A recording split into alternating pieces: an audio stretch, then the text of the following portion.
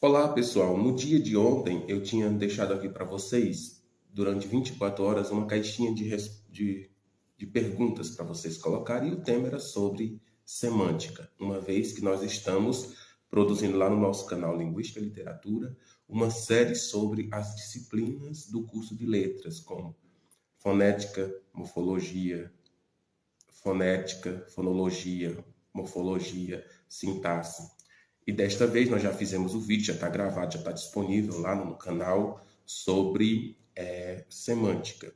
E aí eu coloquei aqui a caixinha para que vocês pudessem interagir com a gente poder até, de uma certa forma, também criar novas séries para o canal. E surgiu algumas perguntas interessantes, principalmente a respeito do ensino de língua portuguesa.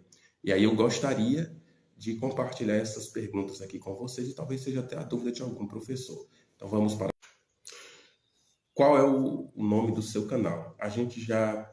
É Linguística e Literatura, gente. Viu? Depois, quando você puder acessar. Mas nós vamos deixar aqui neste vídeo o link do canal, como já deixamos em outros momentos. Inclusive, na própria caixinha de resposta, de perguntas, aliás, nós tínhamos colocado o link, né, do nosso canal e eu espero que você possa gostar do nosso material que a gente está divulgando. Você curte, comenta, compartilha para ajudar a democratizar o ensino de linguística. É isso que nós queremos. Democratizar o ensino de linguística e oportunizar a outros alunos. Porque nem só na sala de aula da faculdade a gente tem a capacidade de compreender. Eu mesmo, alguns pontos da linguística, eu só vim compreender depois. Por exemplo, as dicotomias saussurianas eu só vim aprender porque eu fiz monitoria voluntária depois do primeiro semestre. Aí eu consegui compreender. Dicas para trabalhar a semântica na sala de aula. Bom, gente, a dica que a gente tem para que você possa trabalhar a semântica em sala de aula é principalmente você levar textos e, de preferência, não digo aqui que seja o texto ideal, o texto o único texto que se trabalha, que se deve trabalhar a semântica, não, de forma alguma. Mas o texto poético, o gênero poético, ele é o gênero que melhor explora a questão da semântica, a questão do semantismo das palavras, a ressignificação das palavras, a exploração da significação das palavras até exaustivamente. Então, o texto poético, ou seja, os poemas, as poesias, são textos importantes e mais, estão ali de forma mais explorada a semântica. Então, seria um excelente gênero. E também o seguinte, a partir do momento que você leva um texto e vai explorar com os alunos, você precisa primeiro fazer uma leitura. Trabalhe sempre a sua aula nesses três eixos: leitura, escrita e oralidade. Ensine o seu aluno a ler de forma crítica, de forma atenciosa, escrever, porque se ele lê de forma crítica e atenciosa, ele vai sentir a vontade de se expressar.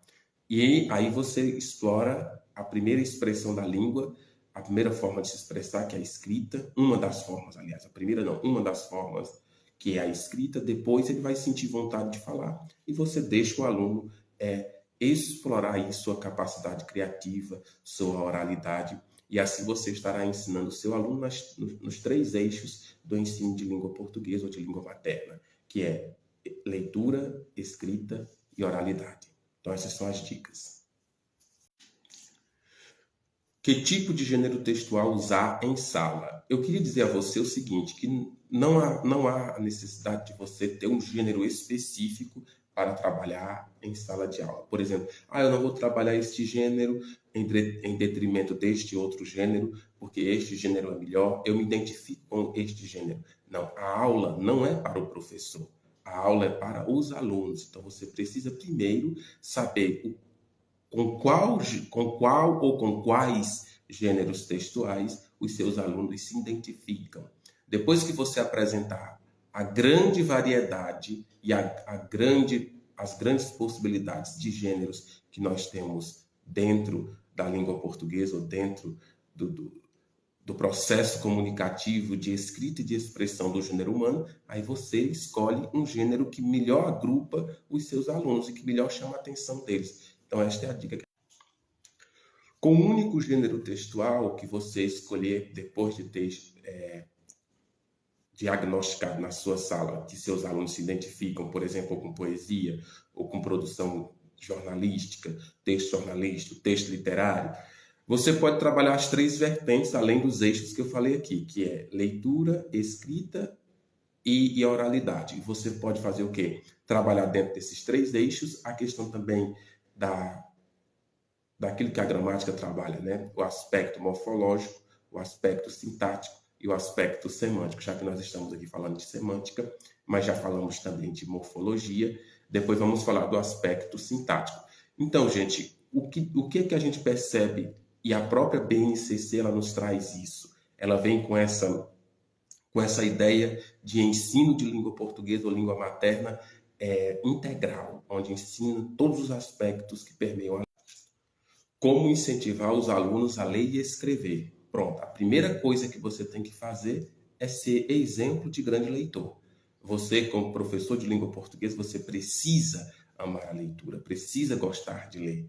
E precisa estar dizendo, olha, tal livro é bom, eu li este livro, e fala um pouco do livro, fala com amor, com paixão, com dedicação, e o aluno vai despertando a vontade de ler. Não adianta eu dizer para o meu aluno, ler, se eu não sou um leitor assíduo. Não adianta eu falar para o meu aluno, olha, o livro Os Miseráveis de Victor Hugo é excelente. E quando ele olhar para o tamanho do livro, que é mais ou menos desse tamanho, ele não vai ler, ele não vai querer ler.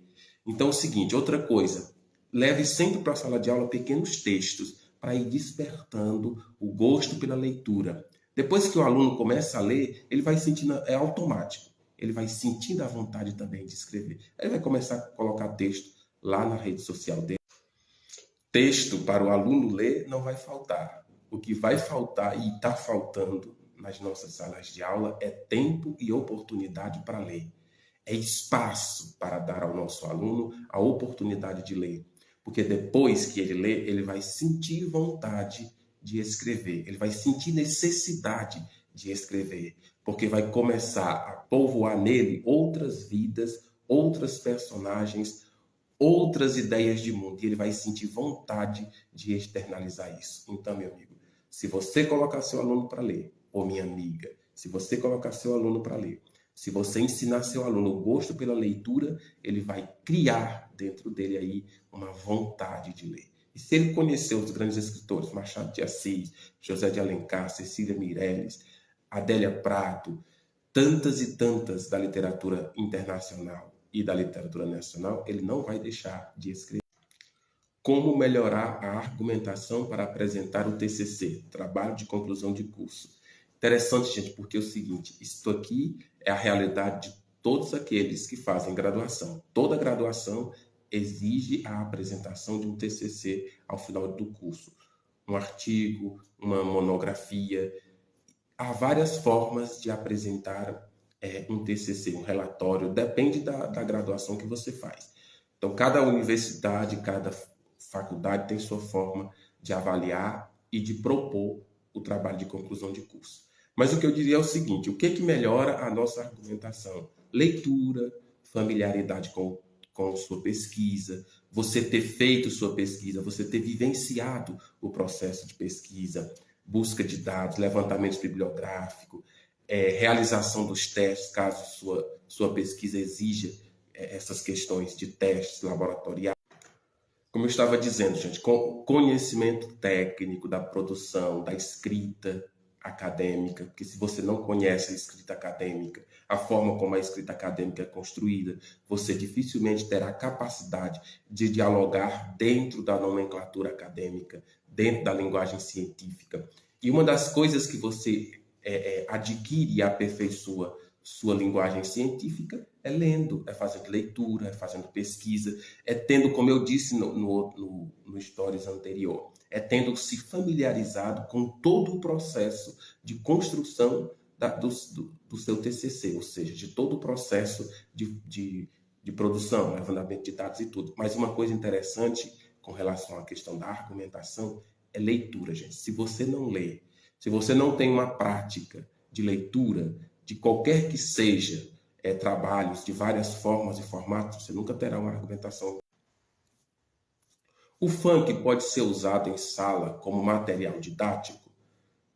Olha, gente, sim. Se você estiver trabalhando, por exemplo, a produção de música, letra de música, por exemplo, que é um gênero textual e faz parte do agrupamento da expressão poética, você pode sim utilizar o funk. Aí vai depender do que você quer, qual o objetivo da aula, se é um objetivo de construir uma consciência crítica com relação à produção do funk, ou se você quer apenas mostrar para o aluno que o funk é uma expressão cultural de uma determinada parcela da população brasileira ou de qualquer outra população, porque é o seguinte, enquanto nós aqui falamos de funk, nos Estados Unidos fala de jazz, por exemplo, e de tantos outros formatos de produção musical, do pop, hip hop e sucessivamente. Então nós temos que colocar sim esse gênero no centro da discussão. Pois bem, eu creio que esse tema ele é um pouco meio assim espinhoso por conta do tipo de letra que que tem se vinculado na produção do funk. Mas é interessante a gente levar este tema para dentro da sala de aula de forma consciente, de forma organizada, de forma metódica e objetiva. Não podemos deixar que, por exemplo, numa aula em que se vai trabalhar essa questão do gênero, eu diria, principalmente quando você está lá ensinando a disciplina de artes, então talvez você possa até explorar essa questão da letra, essa questão do texto, essa questão da cultura, essa questão da representatividade social. Tudo isso pode ser temas trabalhados com funk.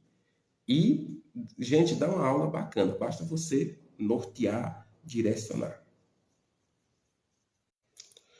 Que textos usar para aplicar a teoria da gramática em sala? Não há um texto específico, porque todos os textos utilizam regras gramaticais.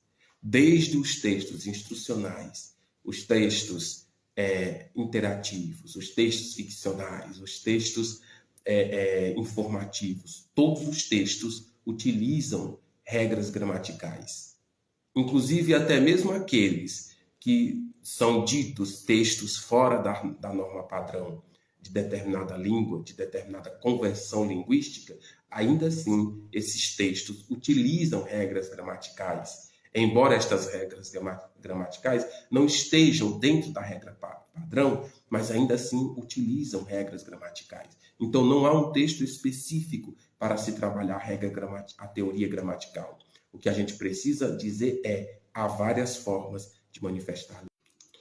Embora a gente não tenha um texto específico para trabalhar a regra gramatical, uma vez que todos os textos eles usam gramática, usam a regra gramatical, uma vez que eles são materializados através do texto, através da escrita. Mas eu quero dizer a você o seguinte, que aqui existe a categorização para se trabalhar com o seu público. O público, sim, ele exige textos específicos. O meu público, ele exige textos que possam ajudar ao invés de atrapalhar o desenvolvimento e a aquisição da teoria gramatical pelo meu público. No caso, eu estou falando aqui, por exemplo, se você é professor do segundo, terceiro e quarto ano, vai ser um tipo de texto. Do sexto, sétimo, oitavo e nono ano, outro texto. Os 3 anos do ensino médio, outro tipo de texto. Entendeu? Como trabalhar a produção textual? Pronto, a produção textual ela vai partir de quê, gente? Eu já disse a vocês aqui nos stories anterior. Eu preciso trabalhar com meu aluno os 3 eixos do ensino de língua. Leitura, escrita, oralidade.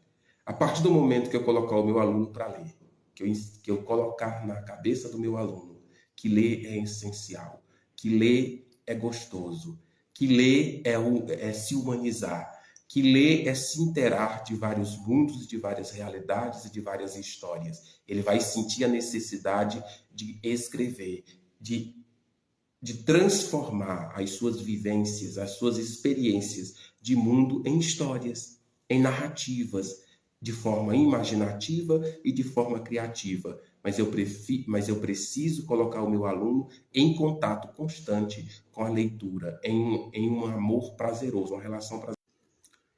Mas aqui eu vou te dar uma dica de uma grande estudiosa sobre a aula de língua portuguesa, a aula de língua materna. E o nome dela é Irandé Antunes. Irandé Antunes, ela escreveu vários textos, vários estudos, várias pesquisas a respeito do ensino de língua portuguesa. E neste aqui, ela fala sobre a análise de textos, fundamentos práticos. E ela diz o seguinte: o que se ensina na escola acerca do texto? Como que nós temos levado o texto para a nossa sala de aula, para a nossa vivência de sala de aula? Muito pouco. Só muito recentemente se vê uma ou outra menção a questões da coesão, da coerência, da intertextualidade, da relação sociocomunicativa, da implicitude de outras propriedades do texto. Ou seja, pouco nós trabalhamos o texto, mas é preciso fazer o nosso aluno ler, depois produzir.